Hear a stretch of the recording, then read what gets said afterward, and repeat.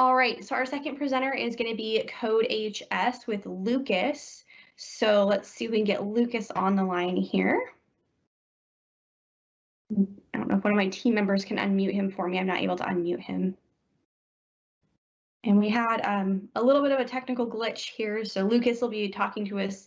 He won't be able to have a webcam that he's able to share. Unfortunately, he'll be able to talk to us over the phone, however. Yeah, I am sorry about that, guys, but I appreciate you all having me here this afternoon, and I'm going to go ahead and talk to you about how to run an hour of code with CodeHS. So if we can go to that next slide. Wonderful. Yeah, so for our agenda, we're going to quickly talk about what is an hour of code, walk through the CodeHS hour of code tutorial, and then the resources that CodeHS provides you for running an hour of code, and then we'll quickly talk through kind of how you and your students can utilize CodeHS. So if we go to our next slide, I know it's kind of been addressed, but the Hour of Code is a nationwide initiative set forth by Computer Science Education Week and Code.org to introduce millions of students to the computer science kind of arena and describe more about what computer programming is. If we can go ahead and go to our Computer Science Education Week slide. I apologize, I think via phone I'm a little bit delayed.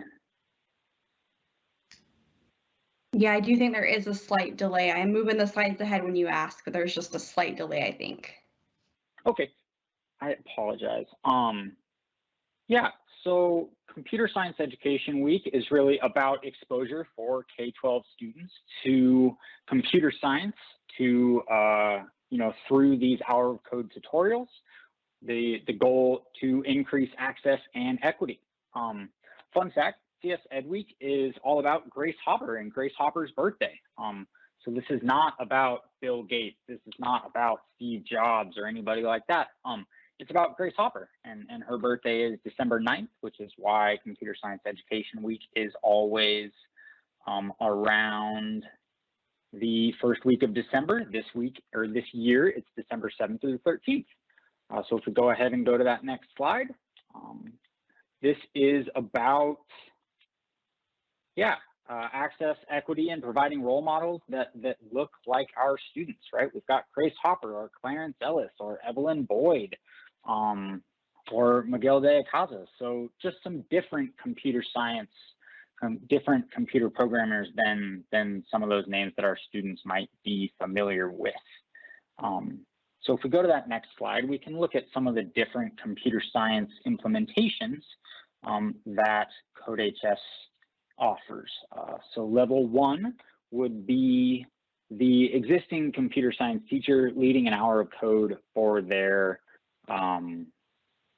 existing computer science class. This could be used to introduce a new language, to try a new type of programming, or again, just further interest in the knowledge that students already have. Level 2 implementation would be that idea of hosting an hour of code for non-computer science students. So write coding for math, for science, social studies. CodeHS has activities and tutorials for all sorts of subjects. And then that idea of level 3 is running a school-wide hour of code event. This is something that I've helped teachers in the district do. This is things that you can certainly do on your own as well. Bringing in an industry speaker for an assembly or a wider, online event. So if we go to, we'll skip down 2 slides and we can go ahead and look at some of the new things that CodeHS has for this year. Yeah, so new this year in 2020, we've got creating data visualization, coding for artists, or coding for litter-free streets. This is by no means all of our curriculum or all of our tutorials, but again, just some of the new and exciting things that 2020 has to offer. So there are some things on that next slide to consider before you pick a CodeHS tutorial. For instance, do students have internet access? I think in this year in particular, we are all kind of online, but CodeHS does offer some unplugged activities if that better suits your needs. Also, do you want students to have accounts or create accounts? This is, again, helps with tracking progress, helps with you assigning multiple tutorials, things like that. Another thing to think about is student interests.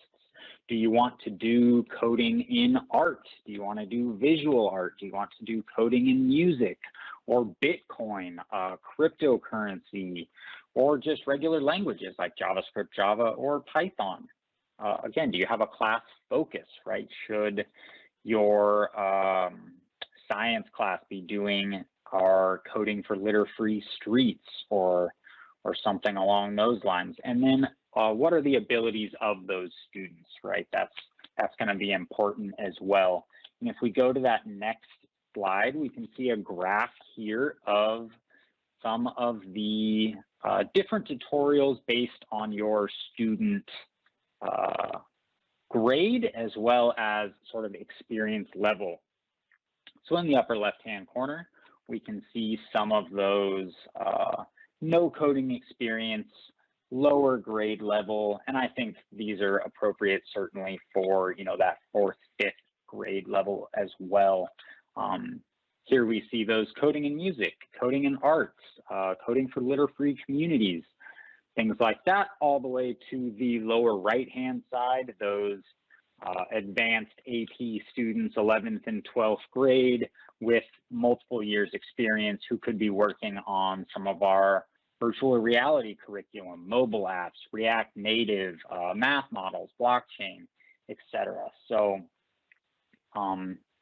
certainly a wide variety of tutorials for a wide variety of computer science experience levels.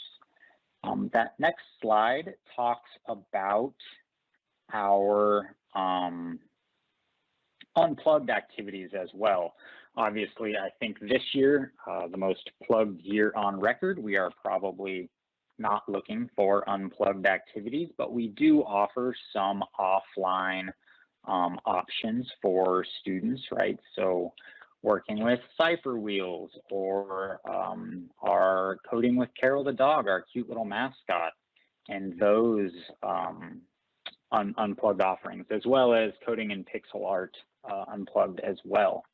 So on that next slide, we'll see the URL that you can access and look at all of our different CodeHS tutorials, codehs.com/hour-of-code, or even better, codehs.com/HOC. So you can see, I think we have 22 tutorials this year, ranging from that 4, 5, 6 level with no computer science experience up through that 11th and 12th grade, multiple years of computer science experience opportunity there. So what does CodeHS provide for an hour of code event? We provide a lesson plan for teachers and then the hour-long CodeHS tutorial. That tutorial is going to include examples, exercises, and then the video that kind of explains our IDE, but also explains the coding that students will be using. So if we go down to our next slide, we can see that teacher guide that we provide, right? This will have discussion questions for the beginning of class, for the end of class, common areas where students get stuck, different things like that. So these lesson plans are great to have with you while your students are walking through that tutorial itself.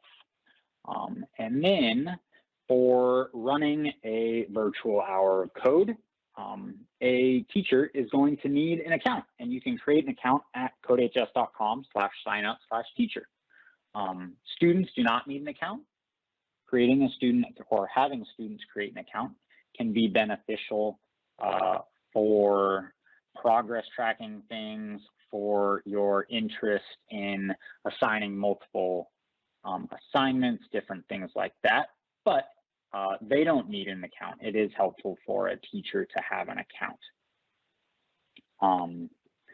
Things to expect while your student is working. I would say you want to aim for probably 45 minutes after those beginning questions and obviously an end of class kind of Q&A, things like that. But you want to aim for 45 minutes for students to work through those tutorials. You know, this is self-paced. However, there's no, you know, regimented timeline, things like that. Some students get really into, you know, the coding and music, things like that. Litter-free streets was a ton of fun for us to do as a company as well. And then here's just some tips and tricks for when your students get stuck, right? So asking questions to help them problem solve. What can we try differently? What do you want the program to do versus what are you telling the program to do? Collaboration is difficult this year, I understand. But whenever possible, having peers collaborate with each other, or pausing that class to clarify some different things or have a potential discussion. In order to keep our presentation moving, I did touch on that there's those discussion questions for after an hour of code. I think that's great. When students finish the hour of code, they always get a CodeHS badge and a certificate. The CodeHS hour of code URLs are always shareable. So if a student likes what they've presented, they can always share that with students, family, teachers, whatever that may be. So all of those CodeHS hour of code programs are shareable. And finally, that last slide talks about some different live workshops that that CodeHS is actually going to be providing during CS Ed Week. So if it just doesn't make sense for you to organize an hour of code event for you and your students, CodeHS can do that for you. You can register your class for the event at codehs.com/HOC_events. And you can see that we've got a few scheduled throughout the week, and we would absolutely love to have you.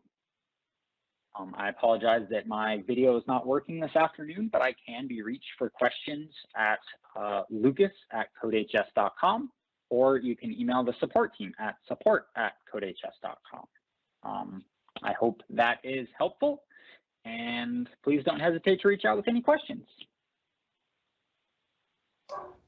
All right, thank you very much, Lucas. I appreciate it. I especially like all those live webinars. I think that is going to be a really neat thing for teachers to take advantage of. So thank you for sharing that.